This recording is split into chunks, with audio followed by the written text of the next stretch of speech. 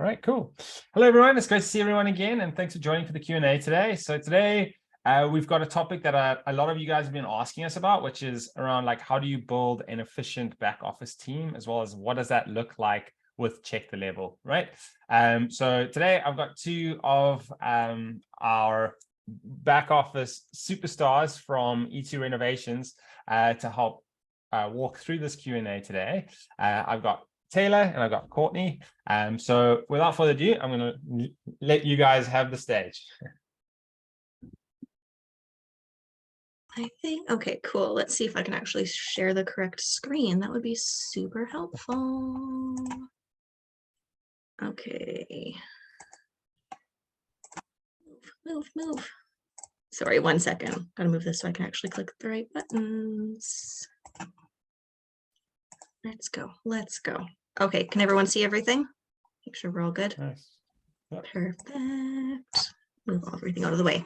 Okay, so Courtney and I, as Levi mentioned, both work for E2.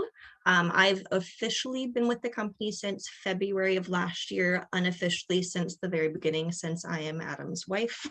So I've kind of been the run-by person since the very beginning. Courtney worked for the company in 2018 or 2019. I can't remember quite when. She was doing a mat leave coverage and then came back after I had mine Adam's second baby to help out. And then has just come on pretty well full-time since then. So we've both been working together. We have helped build the back office. Our roles are a little bit different. For the most part, Courtney does the kind of day-to-day things. And as Adam says, I do more of the big picture type things. So I do the banking stuff, government dealing with HR payroll type things. And then Courtney does the day-to-day expenses, tracking, things like that. We'll go over kind of a bit more in detail going on. So we'll go over us as admins, what we do, how we use Level and integrate that into our day-to-day processes, a little bit about some of the Level features and how we use them. And then Courtney is going to go over how we do a project kind of start to finish, just so we can kind of see in action how everything works. We won't go into the detail to the point of adding 20 different sub-projects, but just a little quick overview of how to use everything. And then if you guys have any questions at the end, we can go over those as well. So here we go. So for the most part, what we are doing is supporting the sales and the field team. Obviously, we're doing more than that. This is a pretty short list. Our list is quite exhaustive of what we do. But so with supporting the team, that could be as simple as calling a supplier for them, or something more complex like building an entire scope to help them out. So it really depends on the day and what is needed. We do the bookkeeping, AR and AP, along with the Level bookkeeping team. So we do kind of our end of it, and then they take over from there. I take over the paying suppliers. Courtney's the one sending invoices. Payments come in, we process them as needed. Payroll and HR. So I process all the payroll, do the employee onboarding. Well, both of us do the onboarding now that we've just changed our processes for it. But processing payroll, dealing with WorkSafe. So depending where you are, health and safety, insurance type things. Creating scopes, like I said. So once the sales team, they're on site, they do their walkthroughs, check out what's going on, they send us the details and we can build the scopes for them. They can add more details if needed, add pricing, and then get that over to the clients. And then dealing with our subcontractors and our suppliers.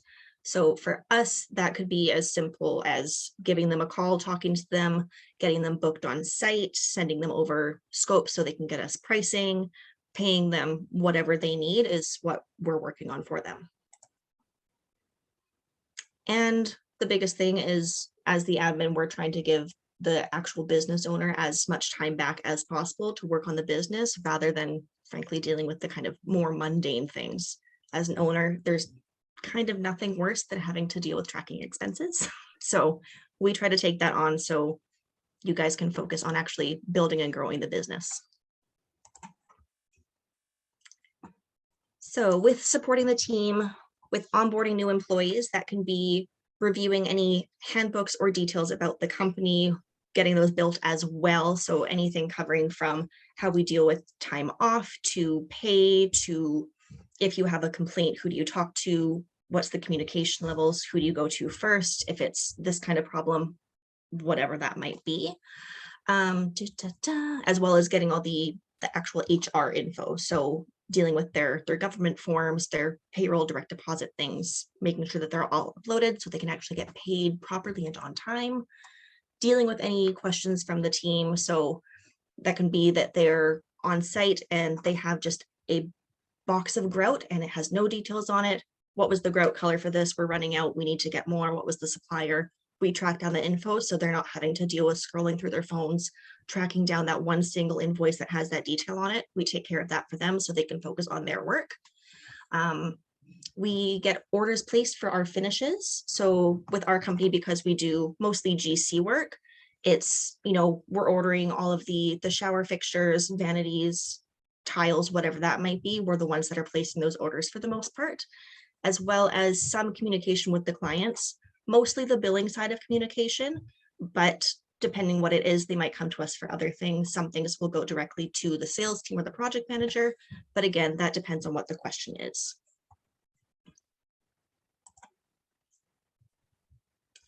So an average day, it honestly varies a little bit day to day with what's going on. There could be a day where it seems like we could get everything done in literally 20 minutes, or a day where we need 14 hours to get everything done.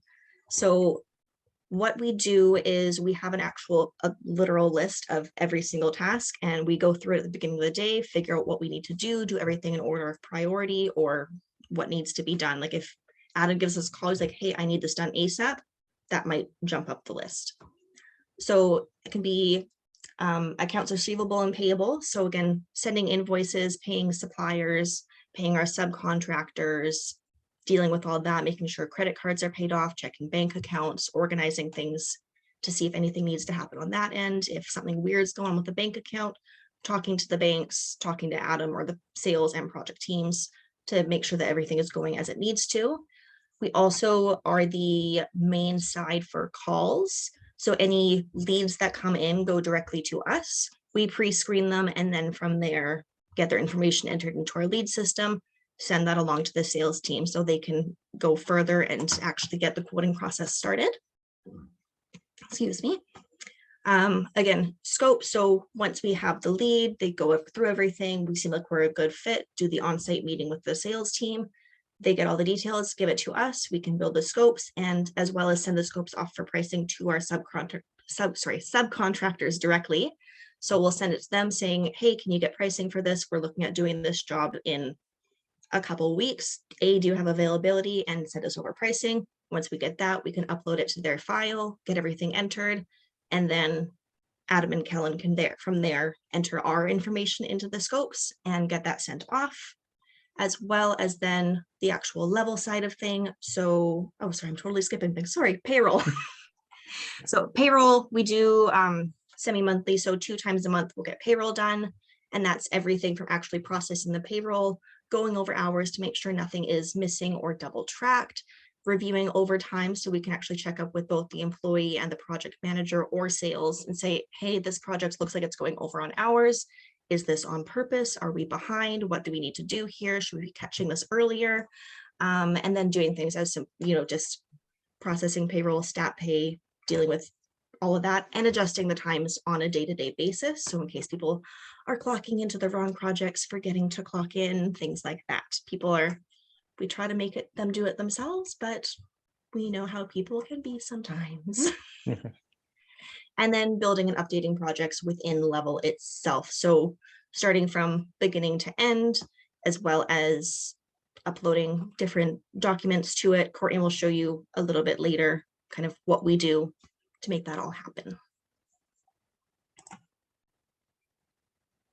So do's and don'ts, this mostly just says do's because the don'ts are literally just the opposites of them. Biggest one is honestly just communicate. If you get something done, tell your project manager, tell your sales team, whoever it is that you need to be talking to. Did you talk to a supplier about a project? Make sure that's communicated. Did they say that, hey, this product's not going to be in on time. Here's an alternative. Or are you okay with waiting? You need to communicate those things. If you don't, that could majorly mess up things on site. So make sure that you're communicating. For the owner side or the hiring side, have an actual job description, a very, very solid and descriptive job description. Because if it's just do admin things, that can vary so much from company to company. So for us, I believe when we redid our job description, I think admin side, it's like 2 pages long, I want to say, because it's better to have more detail than not enough detail. Because as an admin, I want to know exactly what I need to be doing. I'm fine if that, like my scope as an admin changes, but it's easier for me to know that, doing invoicing is my job and that's not the job of a specific bookkeeper. So the more detail you have, the more you can get out of your admin. As an admin, ask questions. If you don't know, ask. It's from any question, because it's really the only stupid question is one that you don't have an answer to and you just assume the answer. Not a good idea. Don't do it.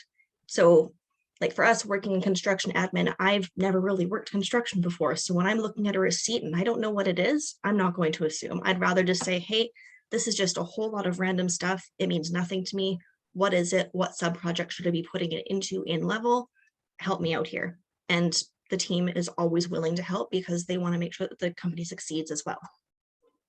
And then getting to know your subcontractors and your suppliers. It's the same side as dealing with customer service.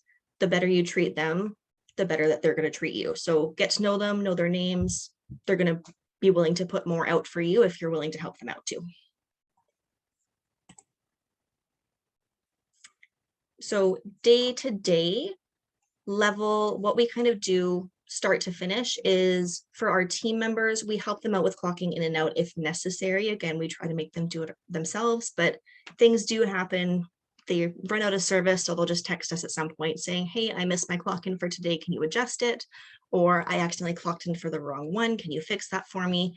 It doesn't take a lot of time. It's super easy to do and it makes everything a little bit easier for us. As well as making sure that they have access to the scopes on the projects within level so they can quickly look at things. We also will do the income and expense tracking. So whenever we send an invoice, we'll make sure that's uploaded to the appropriate project. So everything gets updated as quickly as possible within level, as well as when we have expenses come in and out, making sure that they're going to the right projects, everything is getting tracked, working from there, and then creating and updating projects. Again, building the projects from the ground up, updating them as needed. We have new scope details, we have a change order, new drawings, making sure that they're updated, as well as telling the team, hey, this project has some new details on it. Go check it out. If you need any questions, let us know. And then we do use the level team quite a lot. We love the bookkeeping team. Jana is absolutely wonderful. It's just nice to have that second set of eyes to go over everything and make sure that everything is covered, that we're not missing anything. Double check that, hey, this expense seems a little bit weird. Can you go over it? Double check where it's supposed to be, or dealing with the government things and submitting taxes and whatever it is. So they are absolutely fantastic and highly recommend, if you have the ability, use them. So time tracking we both use, but I use it a little bit more in depth doing payroll. So for us, we have it broken into projects and sub-projects. Depending on what you do for work, that might not be necessary for you, but for us doing GC work, we break it down so we can really track where hours are actually going within the project. That helps us so we know for future if we are over or under quoting anything. And if we are saying that this section of the project, we're quoting it at taking 16 hours, and all of a sudden, every time it's taking an extra 4 or 5 hours, what's going on? Is it a specific person on site? Is there problems on site? Are they not trained well enough? So we can kind of differentiate from there and pick out what the issue might be and work to correct it so we can scope it properly. That's not the right word. Quote it properly. There we go. Using the question feature as well can be helpful depending on what you need it for. So this is for clocking in or clocking out. So it can be things like, did you lock up the doors? Did you clean? Are there enough materials on site? We mostly use it for one particular of our projects, which is just our general overview of projects, not a specific. It's our non-billable essentially. So, and the question I believe is this approved? So if you're clocking to something that isn't billable to an actual project, you better have a reason for it. So that's what that question that we use it for. For the most part, we don't use the questions. We find that our team generally are pretty responsible with dealing with what they need to deal with. Location tracking can be very, very helpful. It's where the employees clocking in and out. Are they clocking in when they're getting coffee on their way to site? Because they probably shouldn't be doing that. Are they clocking in at the supplier, clocking out when they get home? Depending what the laws are in your state or province, there might be rules around that. So making sure that they're not stealing time, essentially. Payroll reports is the biggest thing that I use with time tracking. So when I'm doing payroll, just clicking off these sections of the dates for that pay period, pulling the report and processing payroll directly from that report. I can also do a quick overview looking at it and double checking, hey, that says that they worked 37 hours. Where did we mess up there? What do we need to go fix? They missed a clock out. We missed it on the admin side, double checking everything. So going back, making sure it's all correct and correcting it so payroll is correct. And then hopefully, I know at some point Leroy mentioned that they're wanting to do a QuickBook integration for payroll. So I'm crossing my fingers that happens at some point. Yeah. But in the meantime, calculating it manually is honestly not that difficult. I think for myself, we have a pretty small team for hourly employees. I think we only have 4 or 5 right now. So as long as we don't have stat pay to deal with and Adam's not distracting me, I can usually get payroll done within about 15 minutes. Stat pay makes it a little bit more complicated, but it's usually not too bad. And then for income and expenses, it's great because you can just individually track money for individual projects and sub projects. So again, figuring out if we're under or over pricing different parts of the project. Using the scoreboard, I think Leroy's done presentations in the past directly about the scoreboard, so I think he could probably direct you to past ones if necessary, but it's great because it gives you a really quick overview of how a project's doing and if you are financing it or if you're on a good path with it. Now, I know one of the slightly newer features is having the labor burden and true costs in for the employees, so you can put what their hourly rate is, how many hours they're expected to work on the project, and their labor burden percentage. So when you're looking at the expense overview for the project, it actually calculates it out to be as accurate as possible, which is great for getting things quoted in the future and figuring out overhead and where you may be able to change things up. And as well, the QuickBooks integration, how everything just kind of everything matches together. You can check off what's already been marked and applied in QuickBooks, what hasn't, what needs to get put onto the RFI, what needs to be tracked down. Super, super helpful. As well, employees themselves can upload expenses directly to projects, whether or not it's with a company card or a reimbursement. They can upload it themselves rather than making us, the admins, do it. We don't mind doing it, but it is nice that we can put a little bit extra on them if necessary. And it stops receipts from going missing. Yes. I remember when Adam first started the company, tracking down receipts was the biggest headache. Like we'd be looking for receipts for months and months and months. And this makes it that much easier because now it's like, no, you can do it the moment you get the receipt. You pay at the store, you sit in the truck, you take a photo of it, upload it, and it's done. So it makes it a lot easier for tracking things down. I'm just curious, Taylor, in terms of like getting your team to build that habit, how did you manage to do that? I would say one person on the team in particular has been good about it since the very beginning, almost never misses something. Everyone else we're still working on. Yeah.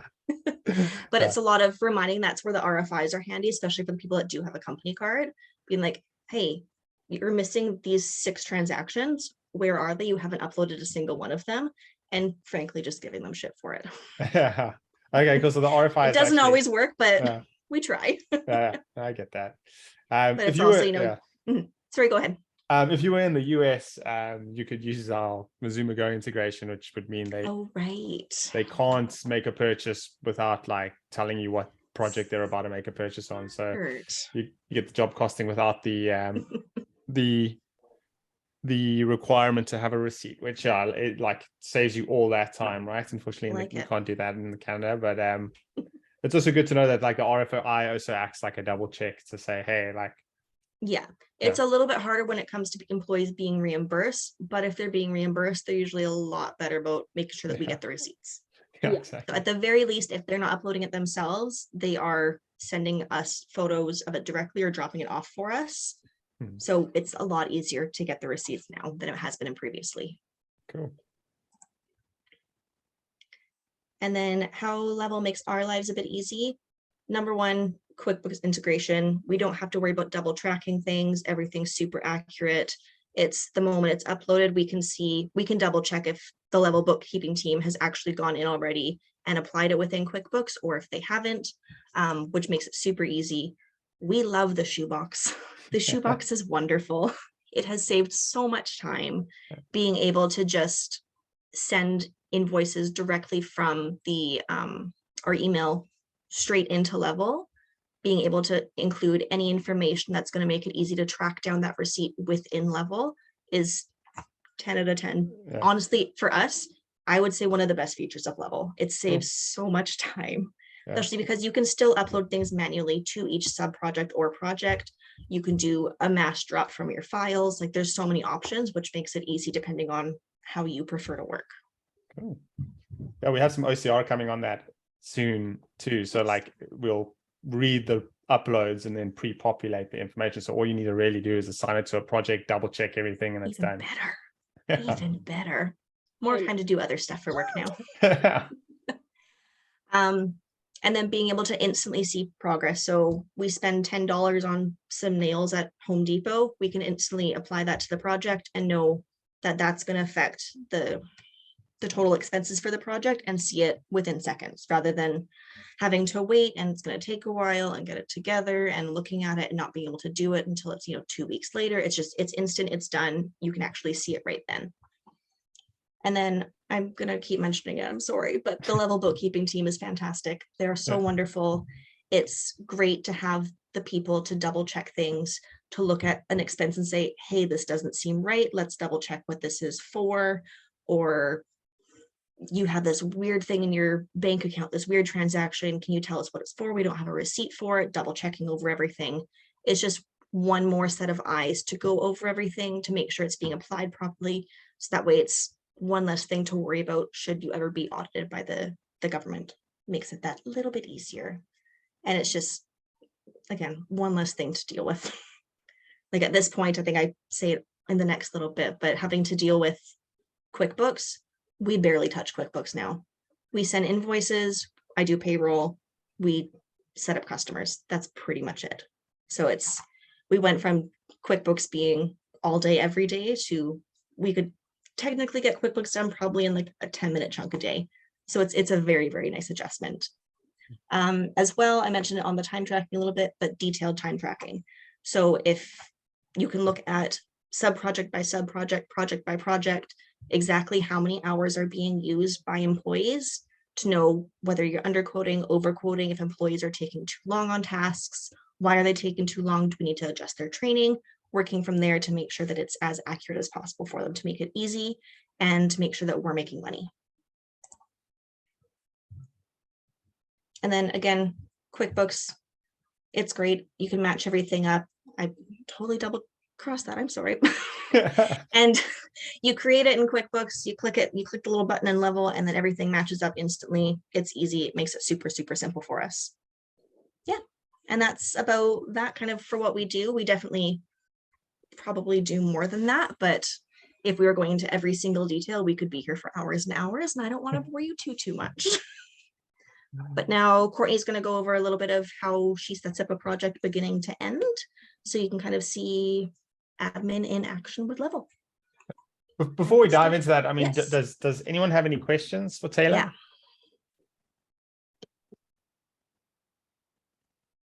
Yeah. I've got another question. I mean, in terms of, I know the shoe actually loved that, but like from a back office perspective, I mean, what would you say was like one of your biggest wins this year in terms of like a process or something that you input that you saw a good, time savings on, whether that's for the team as a whole or for the business? Without being too general, honestly, just using Level. I don't want to sound like a salesperson, but using Level has made everything that little bit easier. So it's just one place where everything can be taken care of. It's all stored. It's easy to access on site. It's easy for us on the back end. I mean, we usually use the computer, so we get the entire program, where the guys on site, they're mostly doing time tracking and opening files every once in a while.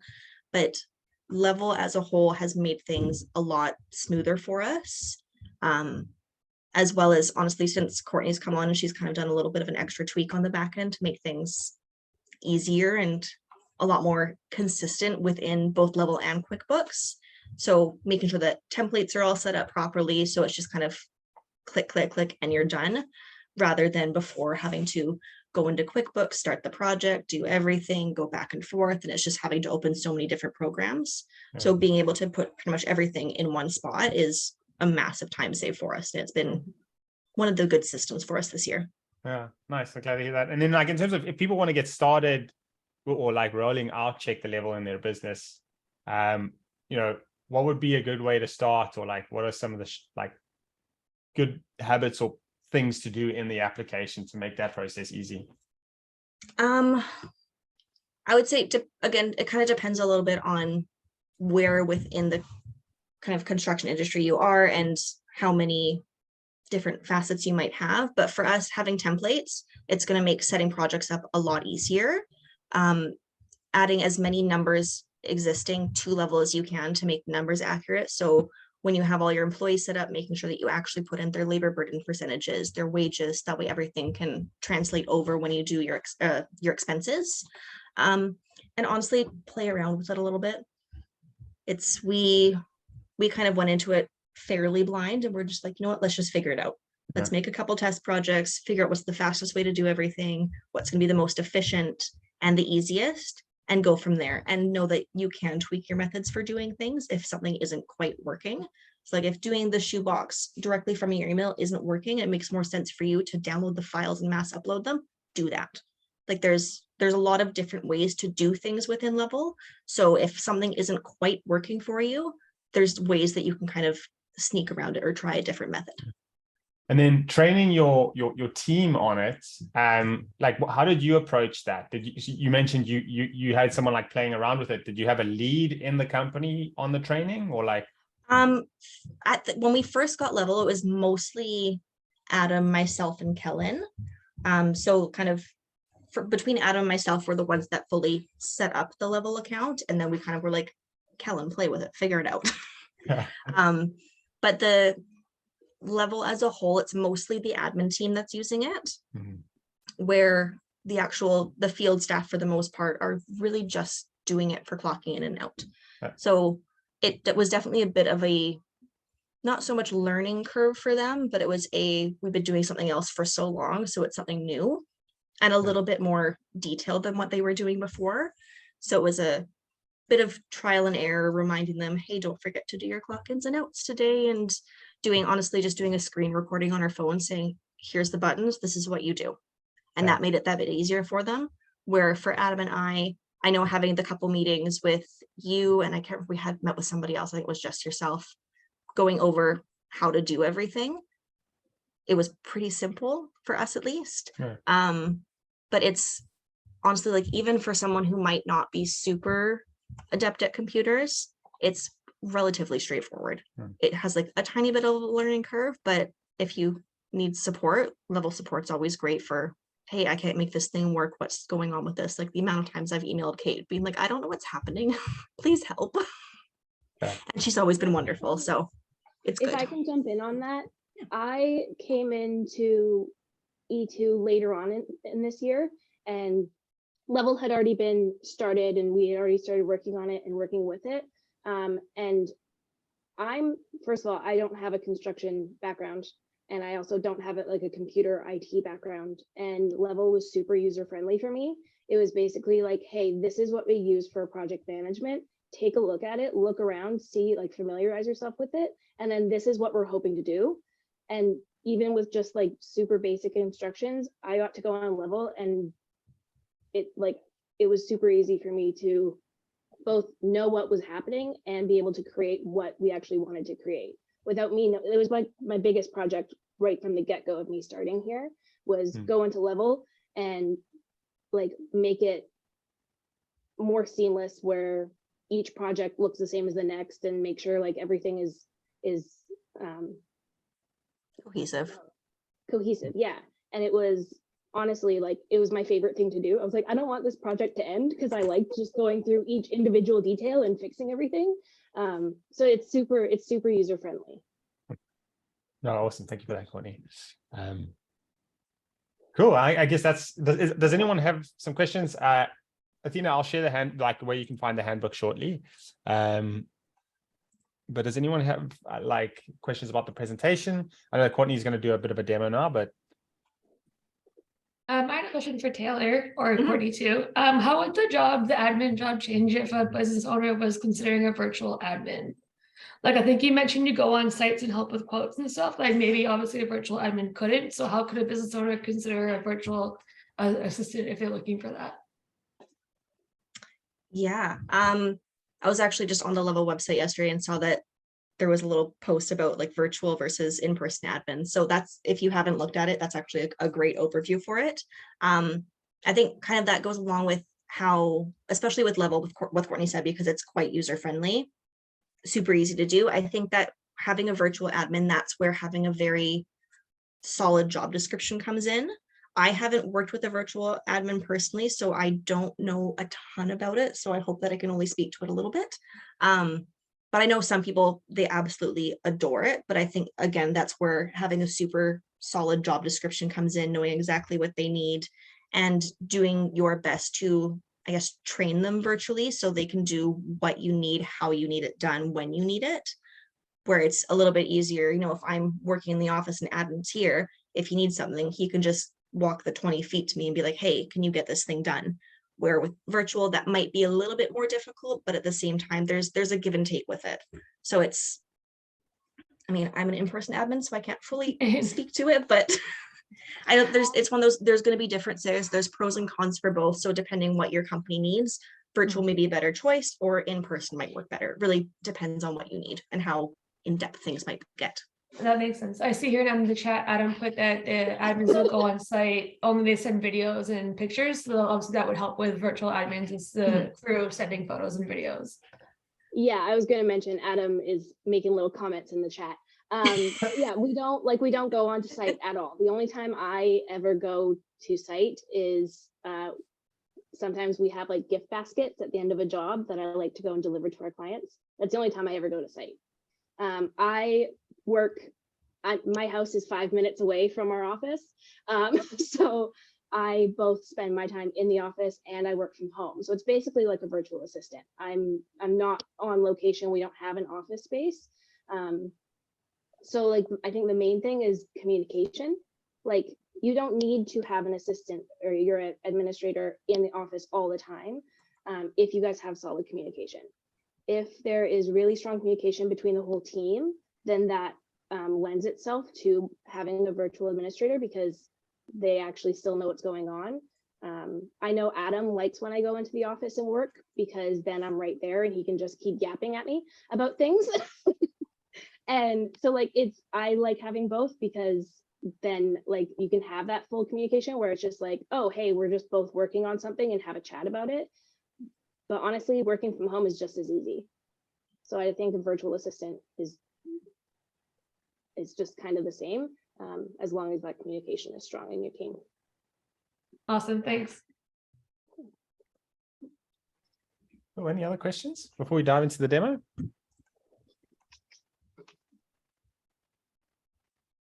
All right, Courtney, you're up. All right, now I get to learn how to share my screen.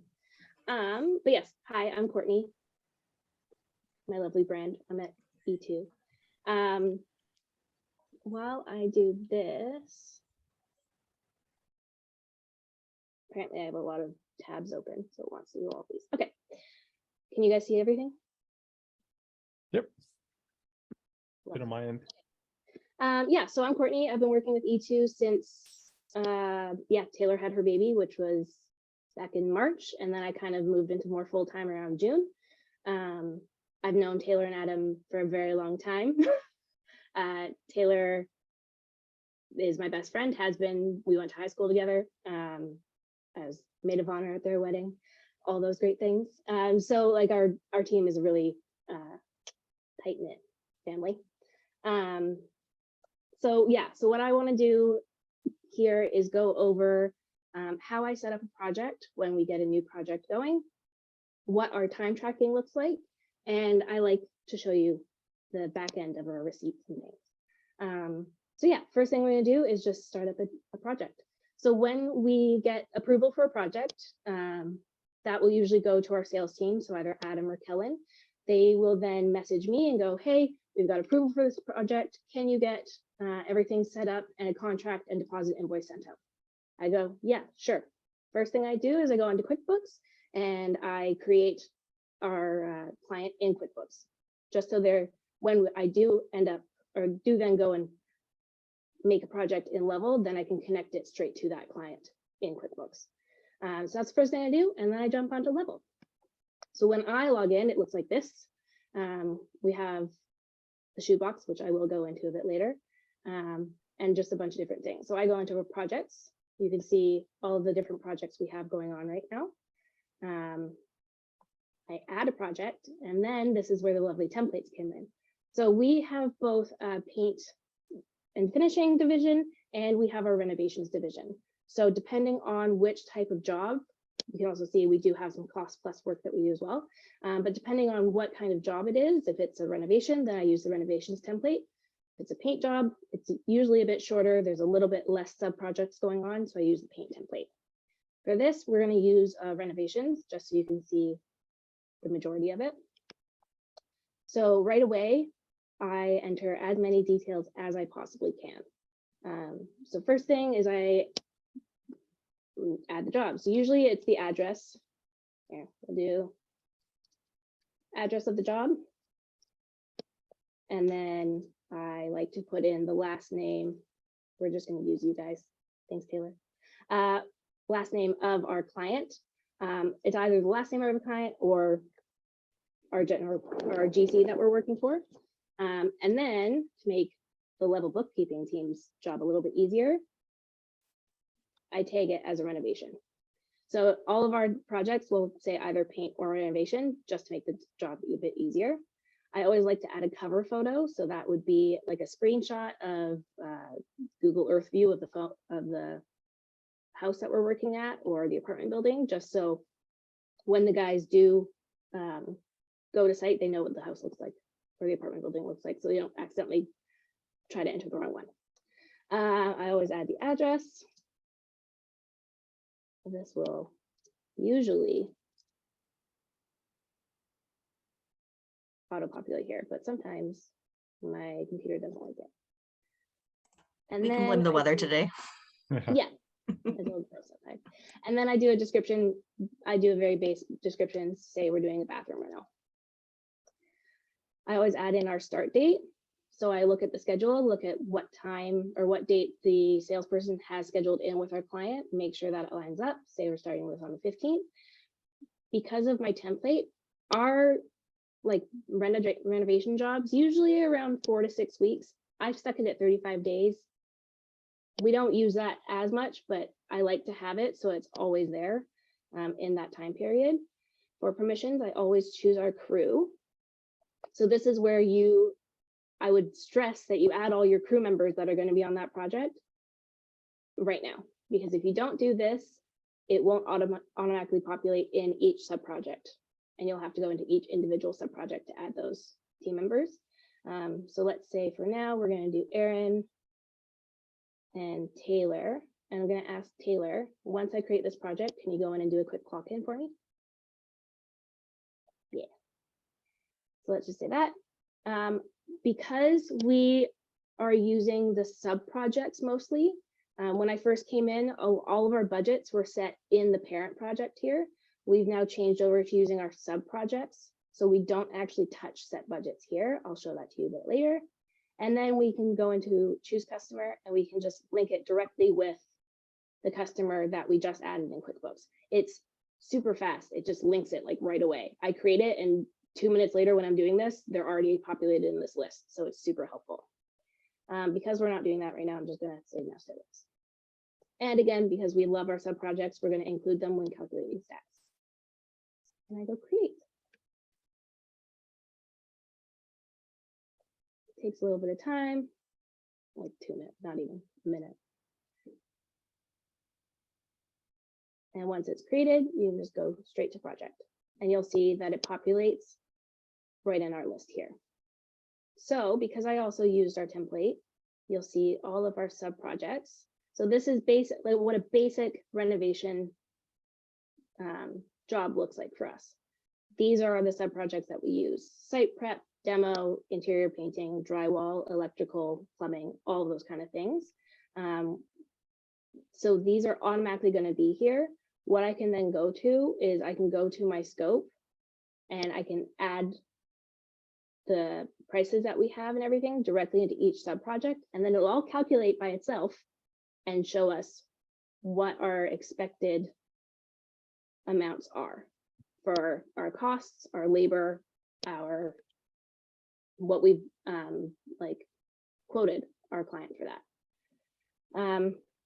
So what I usually do right when I have the parent project is I like Level because it's like a one-stop shop for our crew members. So when they go in, they can clock in and clock out of our projects. They can see what the scope is on our project because I will upload it. They will, they can see all the receipts that we have for that project. So again, if they have time to go like, hey, what was that paint color we used? They can go in and find it themselves, or they can call us and ask. And it'll always, I always make sure that I upload a link to our Google Drive photos, so they can, or folder, so they can see everything for our project in there. And I can always link our change order form. So if they want to submit a change order for work, they can directly go into Level, click on the link, and it'll send them directly to that change order form. So first thing I like to do is always add in a scope. So we press this lovely little plus button, and we can go in, and from here you can add anything you really need. I use a couple different ways of uploading stuff. So first thing I do is upload a PDF. I go into here. You can see my lovely face. You don't need that. And we're gonna just click and drag over our scope. Usually, I'll just type quote, just for everybody to look at. So then when our team members get on site and they go, well, we're demoing stuff, but what are we demoing? They can go onto Level, they can see our scope, they can see exactly what that looks like. And then I go into our sub projects and I bring my scope up, so I'll bring that over too.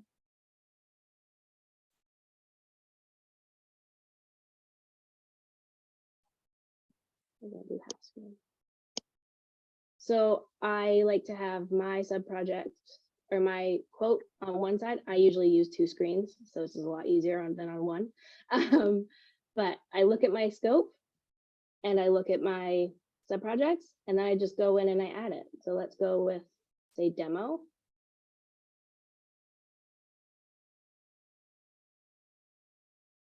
And then right away we go into add content.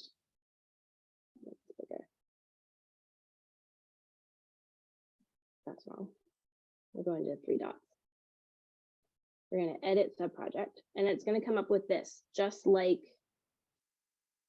Adam wanted photos for each of our sub projects as well. So this is where he got that. So in this is where I can put the description for the sub project. So I usually just copy and paste straight from our quote. I'll move this over. So say we're doing this. I just copy and paste it because then it's right there in the information. And then this is where I set our budgets. So this is my favorite thing. So how much did you quote for the project? We're going to go into each sub project, or however you want to do it. And we're going to calculate what the total price for that sub project was. And we're going to include the tax. We always want to make sure that the tax is included. They like to put this little note here for me to remind me because I always forget as well. So let's say it was $1,050 with taxes. What are your estimated project costs excluding labor? So for that, we exclude in-house labor. And for this, so it's all materials that we use and all subcontractor pricing. Again, that's including tax. So whatever we've put in the quote, I always make sure that the 5% GST here in BC anyway is added. So let's say we had a subcontractor come in for that one. They're going to do their quote was $200 for that, and then some materials. So let's just say we have total projected costs 350. And then I know Adam had a whole thing about labor burden, but I'm just going to quickly go into this again because it's right here. When I want to add in our estimated labor hours, again, that's in my quote. So I'm just going to completely copy and paste into here. If I click on this, it automatically opens our labor burden calculator. So instead of just assigning 20 hours, I can actually assign it to each individual person who's supposed to be doing that sub project. So usually we have Aaron, who is our project manager. He'll be part of that, as well as, say, a laborer. I'm in here and Taylor's in here, but we're fixed costs. We're not billable hours because we don't go on site. So say we're doing 10 hours, and then this will automatically calculate the labor burden there. So it's super helpful. Once I do that, I always make sure I press done and click save. So then I go and do this for every one of our sub projects. Again, it takes me, depending on the job, about 20 minutes to just like fully go in and set everything up. I like to have as much details as possible. It can get annoying for other people, I know, because I'm like so detail oriented, but I like to have as much details in here as I can, so that if there is ever a question, we can just go into level and look. I have everything that we need right there. So now you'll see in this sub project, it's going to have an amount here for what we've quoted. So, and we can track how much we've received. We have total expenses. If you click this arrow, you'll see that it's broken down into receipt and bills, so like materials, and broken down into labor costs. So when people clock in and clock out, it'll automatically come up in here on how much of this labor burden we've used, depending on how many hours have been worked. You can see right now it says 0 of 10 hours worked because no one's clocked in. Once they clock in, it'll calculate there. And then we can also set up tasks. That's not my job yet. We're working on that even more. TBD on that one. But it is super helpful. So you can see if you put a task there for somebody to complete, once they've done it, you can see how many have actually been completed. Then I go back to my parent project. And because we said yes to calculating our sub projects in our parent project, everything adds up here. So if I did multiple sub projects, it'll tell me what the individual prices are in those. If I go to parent project, it'll calculate them all together. And so once I do all of our sub projects, then I will double check on the pricing here, make sure it matches up with our scope. This is another great thing. I do this before I ever send a contract out to anyone. This is the first step I do because I'm going into each individual sub project and adding it all up, and this automatically calculates.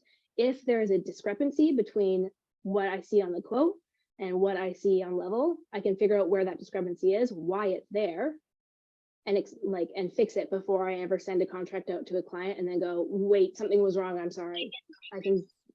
I can fix the problem before I ever actually have a problem, basically. And then you'll see here that Taylor has clocked into our parent project. So all clock-ins and clock-outs will go into this feed. All receipts and everything will go into this feed. We'll do that next. All invoices will go into that feed. So everything that you need to see for that either parent project or sub-project is all just going to be laid out there. All right, so next thing I do, I send out a deposit invoice. Use QuickBooks for that. Once I have that deposit invoice sent, I download it as a PDF and I go straight to Level to upload it. So that just shows it so it can match when we AB our QuickBooks and Level, or when the Level bookkeeping team looks at it, they can see, okay, yes, these ones match. We like that to happen. Everything's good to go there. So when I'm uploading an invoice, I go back into add content. I do income, and then I click and drag one of our invoices over. Usually, just to make it easier for people, I like to put in the invoice title, and we're always going to do amount, including tax. So in here, it was 5434.45. And then because I just sent it, I haven't been paid for it yet. I upload it as an invoice. Once we save that, it'll go into our feed as well. So you'll see it right here, and you'll see that it's an invoice. And in here, it'll say, you'll see that orange there, and you'll just see, hey, you've invoiced for the total amount of your project or this portion of your project. And it'll say here as well. Once I have that paid, I can actually just go back into this invoice. I can go edit it. I can change it to a payment. It'll save it, and then it'll automatically calculate here how much of the project has been paid and how much we're still waiting for. So it'll show us what's been paid, what's been invoiced, what we're still waiting on. It's super helpful. And then the last thing for our projects is expenses. So that's where my shoebox comes in handy. It is super great because we have a lot of suppliers that we work with, and instead of our team members having to pay for everything and then get a receipt at each individual supplier, the supplier will create a bill and then email that to us. So I can just go directly from there and forward that email to our shoebox. And so our bill, our receipt is automatically in level now. So once I do that, I can go into the shoebox. You can also click and drag files here to upload, or you can just email it straight to yourself. And then once I do that, I can go into the item. I always like to give as much information in that subject as possible. So when I forward it to myself, I just change the subject line in my email. I put what supplier it's from, what job it's going to, what date, and how much it was for. So if I have all that automatically there, it's a lot easier for me to just then plug that information in and go. So I assign it to a project. Choose the project. And because I like my sub-projects, I'm going to upload it directly into, let's say, interior paint, because that's what Sherwin-Williams is for. I upload it as an expense. And then I take my information here, so I don't have to try to zoom in and look at tiny fine print. I just go, this was from October 27th, $164.35. It's a bill, and I save it. And then that automatically puts it into my project, and then it'll calculate. So you can go back in here, and you'll see that we've spent now $164 of what we quoted for our project costs. It's setting up super easy for me now, especially now that we have a set way of doing it, and so every project looks the same. It's super simple to just go in and do it, get it done, and then it's there. Every time we have an expense, I do those daily, where I will upload it to the shoebox as soon as I get it in the email. At the end of the day, I'll just go through my shoebox and shuffle them all off to our projects. I don't have to go into each individual project and then each individual sub-project of that to then upload the expense. I can just do it all from one spot. That's why I love the shoebox. It's great. If you want to keep updating that, that's awesome. And then that's what our projects look like. So every time somebody needs information, anytime somebody needs to clock into a project, it's all here. Everything that our team members need for a job is going to be in level. They don't need really anything else. We can have our team messages in the messages. Basically, it's like a one app. That's all they need for all the information that they're going to need. So yeah, that's creating a project. And then as the project goes, I keep adding expenses, I keep adding invoices until the project completes. And then once that's done, we can track throughout, hey, how's our spending going? Hey, you guys have been clocking into demo for a lot longer than you needed to be. What's going on here? Those kind of things, we can see it updated very right away, right? So we can track things. The other part that I love about Level is we can go into our time tracking. So because I'm an admin, I can do this. Other team members can't. So I go into admin here and I go into time tracking. So in this case, I look at our time tracking every day. It's one of the first things I do in the morning is I go in, I see what the time tracking looked like for the day before. I make sure everybody clocked into the right projects and the right sub-projects. I make sure, again, in the locations that they're clocking in at the right spots. And if I see anything missing, instead of waiting until Taylor has to do payroll to find holes and gaps and things wrong with somebody's hours, I can message them right away, go, hey, what happened here?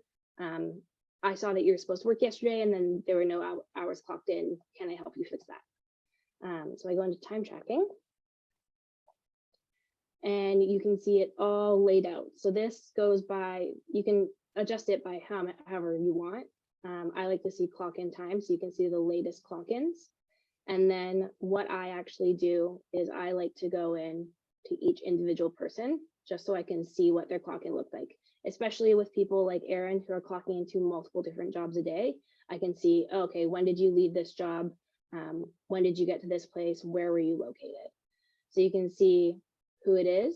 You can see the project name. I always expand this so I can make sure that they're clocking into a sub-project. You can see the customer name, and then you can see their clock in time and their clock out time, their duration, all those kind of things. And then I can go, all right, you're supposed to be at Mahan Ave. So when you clocked in or clocked out, you clocked out from Grant Street. I don't know where Grant Street is. Is that his house? I'm not sure.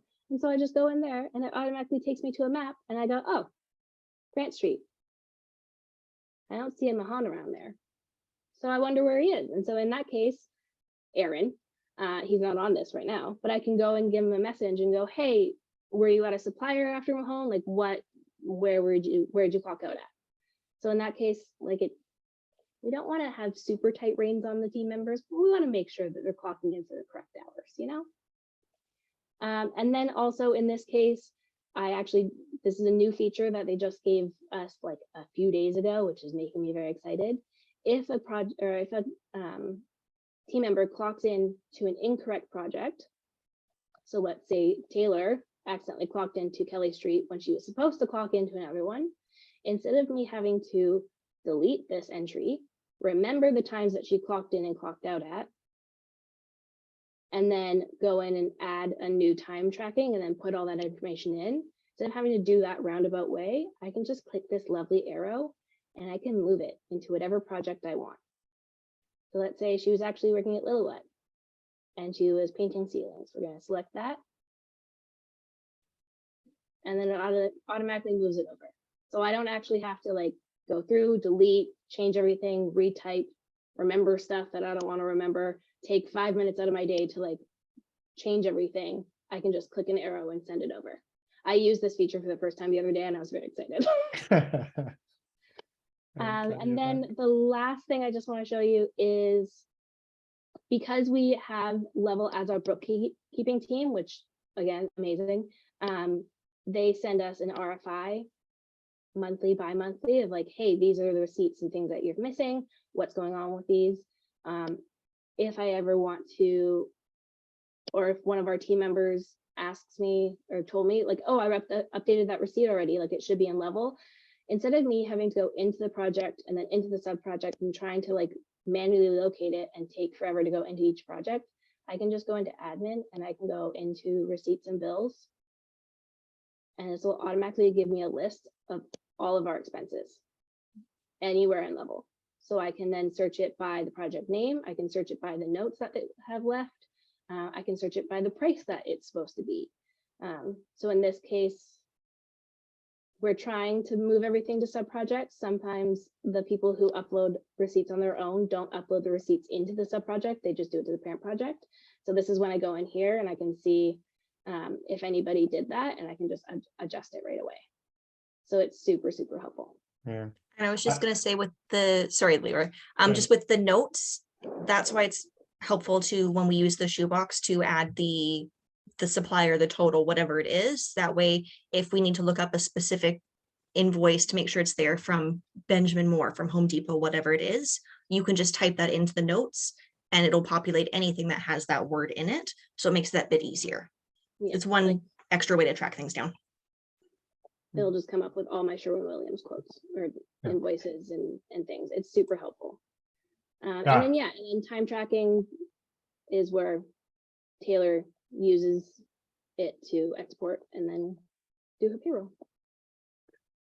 What you just said there is also one of my favorite features, Courtney, because like when you look at most other software products today, trying to pull a list of all your uploaded bills or receipts across all your jobs, it's an absolute nightmare. Like, for example, build a trend, you have to go into every single project. There's like 6 or 7 clicks. Then you have to like click the image and then it's up. And you can't even tell whether it's been uploaded or not properly. So yeah, this from an accounting or back office perspective, just being able to find the paperwork to be able to do your bookkeeping accurately like this can save you an incredible amount of time. So I'm glad you made that comment. It's the best. I use this almost daily, is going into my receipts and bills just so I can see where everything is and be like, did I actually upload that receipt? I don't remember if I did that. Let me just check. And then it's just there. Like it's one of my favorite things for sure. But yeah, that's like level. I work on it daily. I'm in it multiple times a day. Just checking everything, making sure everything's uploaded correctly and it's all like all the information's in there. The more information you give yourself, the better.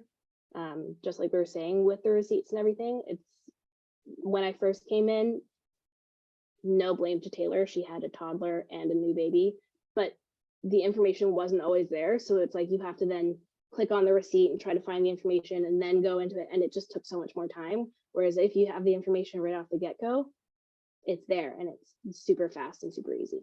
We also didn't have the shoebox yet, so I'm going to blame that a little bit. But Court, could you go to time tracking really quick? I just want to have you pull a payroll report just for a quick little fun thing. So if you do set pay period under manage time tracking and just click a random date in October till today. I don't care if it's a real pay period. Whatever. And then do payroll export. That will automatically bring Or export. Payroll report. Yeah. And then that should, at least with mine, it will automatically open. We have different computers though. Yep. Oh, my computer doesn't want to open it because it doesn't have the right app. Right.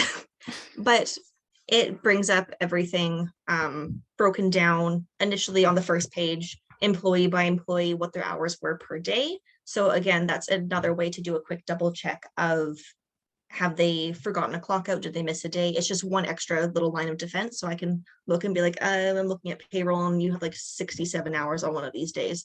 You clocked in for the whole weekend. Let's get that fixed. As well. And then you can look over on the other tabs and it's broken and you could break it down into what hours did each employee work on each individual project. You can have basically the entire payroll report. So what you see in the managed time tracking, there's also that broken out on it. So for us, for doing payroll, it's literally just copy and pasted numbers basically into QuickBooks for processing and we're good to go.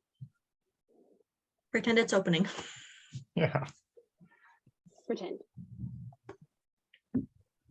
But yeah, that is level for us. Love it. I like it. Does anyone have any questions? Yes, Courtney. You ever consider ditching Canada and coming to Galena, Illinois? You'd love the Midwest, let's be real. I would love that. Any of you for that matter, come on down. Come join us. As Adam likes to say in his presentations, if you ever want to have like a chat with me, I'm more than willing to and just to go over level in more detail and what kind of would work for you. Like I'm more than happy to help with that for sure. Oh, wonderful. Thank you. Thank you for saying that. Yeah. I like, see, I'm not lying when I say like my first project when I started this job was go into level and make it look pretty. It was my favorite thing in the world. I loved it. I love my details.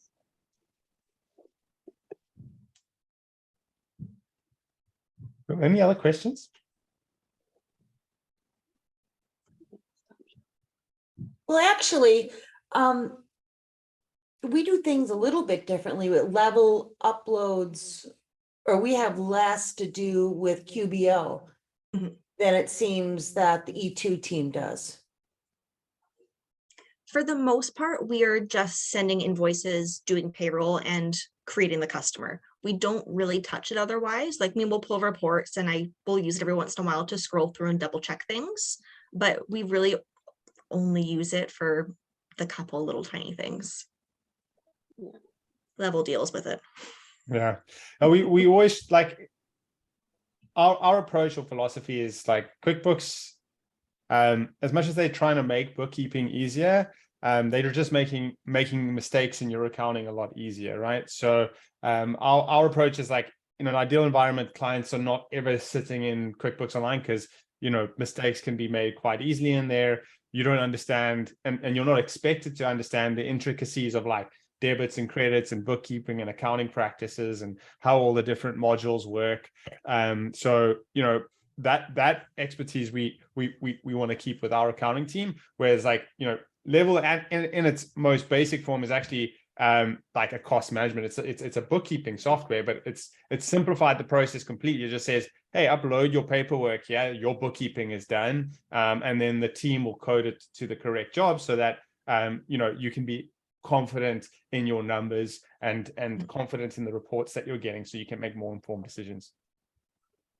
Yeah, it's definitely helpful because I don't come from an accounting or honestly a bookkeeping background. So it's very, very helpful to have people there to actually guide me into what it needs to be and be able to correct things as needed.